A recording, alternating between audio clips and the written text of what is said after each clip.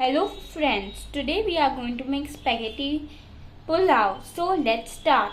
Ingredients: In a vessel we will take oil. We will heat it for 1 minute. We will add tomato. We will mix it. And let it cook. Now the tomato is cooked. Now we will add salt into it. We will add red chili powder.